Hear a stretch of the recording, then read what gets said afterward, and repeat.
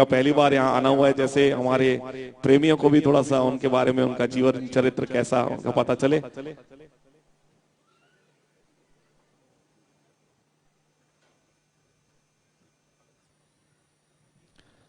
वकील साहब जी,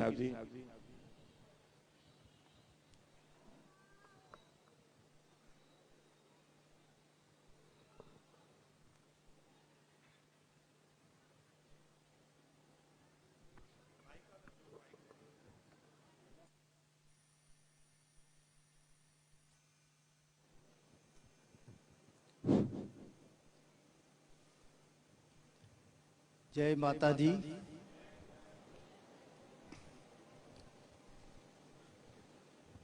श्री श्री 1008 श्री गुरु किशनपुर जी गोसावी जी तथा हम सभी के गुरुवर्य अनंतपुरी महाराज गोसावी जी, जो कि विराजमान है सभी को आशीर्वाद देने के लिए।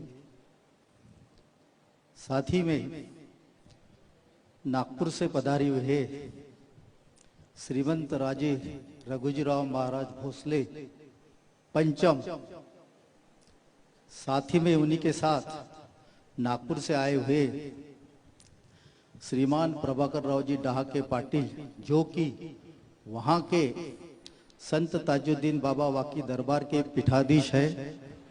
साथ ही में गुरुवर्य अनंतपुरी महाराज के सखा मलंग बाबा साहब, जो भी नागपुर से पधारे हुए हैं। साथ में मथुरा से और कई मान्यवर इस जलसे में उपस्थित है। आज इस जलसे का निमंत्रण राजा साहब को प्राप्त हुआ, वाकी के डहाके पाटिल साहब को प्राप्त हुआ। राजा साहब के यहाँ स्वयं 9 तारीख को बहुत बड़ा जलसा होता है, बहुत बड़ा कार्यक्रम होता है माता का। उस कार्यक्रम की व्यवस्था छोड़कर केवल गुरुवर्य जी के निमंत्रण पर डहाके पाटिल साहब और राजा साहब इस जलसे में पधारे हैं। यूं तो राजा साहब के लिए ये छत्तीसगढ़ या रायपुर नई बात नहीं है। राजा साहब के पूर्वज श्रीमंत राजे रघुजीराव महाराज भोसले प्रथम, जिन्होंने इस छत्तीसगढ़ पर राज किया है, और उस वक्त की उनकी राजधानी संबलपुर थी। इस छत्तीसगढ़ की राजधानी संबलपुर थी। आपको ज्ञात होगा, इसी के पास नजदीक में एक राजा साहब के पूर्वजों का एक मंदिर है, जो कि इसी को लग के है। और ये राजा साहब जो है, ये जो छत्तीसगढ़ था 36 राजाओं में विभाजित था। जिस वक्त राजा साहब के पूर्वजों ने इसको हासिल किया, तो उन्होंने एक बात को गहराई से सोचा कि 36 के 36 राजा है, उनको उन्होंने 36 दिन में जीत लिया था। और जीतने के बाद भी उन सभी को कहा कि मेरा मकसद किसी प्रदेश पर विजय प्राप्त करना नहीं है, बल्कि वहां की खुशहाली को बढ़ाना है, वहां की जो भी साधन सामग्री थे उसको बरकरार रखना है, उन सभी को जिम्मेदार से वही रखना है। और यहाँ पर उन्होंने अपने जो छोटे भाई थे बिंबाजी महाराज, उनको यहाँ स्थापित किया था। उसके बाद राजा साहब ने इस छत्तीसगढ़ को बड़ी नजदीकी से देखा और अपना आशीष हमेशा इस छत्तीसगढ़ पर उन्होंने बरकरार रखा। राजा साहब नागपुर के राजा है, उनके वो किसी परिचय के मोहताज नहीं है। स्वयं राजा साहब नागपुर का जो रामटेक गढ़ मंदिर जो है, रामटेक का, जिसकी लंबाई 14 किलोमीटर है, उसके वो स्वयं मालिक है। उसी के साथ अयोध्या में भी उनका एक राम मंदिर है, जो विवादित राम मंदिर के पहले लगता है। और उस रामदेव जी के भी वो मालिक है। अयोध्या में भी के साथ वाराणसी में उनका बहुत बड़ा घाट है जो भोसले घाट से नाम से जाना जाता है। साथ ही में जहां इलाहाबाद में जो मेला लगता है, संगम लगता है, उस संगम में जो गंगा मंदिर है और एक बहुत बड़ी हवेली है, वो भी राजा साहब की मिल्कियत की है। वहां हर साल मेला जो लगता है उसमें वो राजा साहब शरीफ होते हैं, वहां भी उनका है।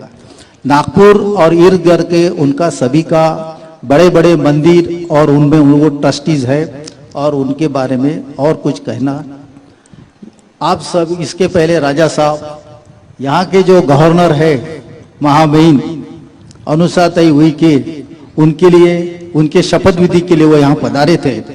उस वक्त हम ये नहीं जानते थे कि बहुत जल्दी हमें यहाँ निमंत्रण करके फिर से बुलाया जाएगा, मगर मलक बाबा का उनके प्रति जो आस्था है, उन्होंने बोला राजा साहब आपको यहाँ आना है। इतने समय के बाद व्यस्त होने के बावजूद भी उन्होंने अपना समय निकाला और इस जलसे में शामिल हुए। यहाँ जो भी आए हैं, मैं देख रहा हूँ अनंतपुरी महाराज का आनंदमय चेहरा, उनके चेहरे पे जो हास्य खिलता है, सामने वालों का जो भी दुख होगा, दर्द होगा, वो हमेशा निकल जाता है। मैं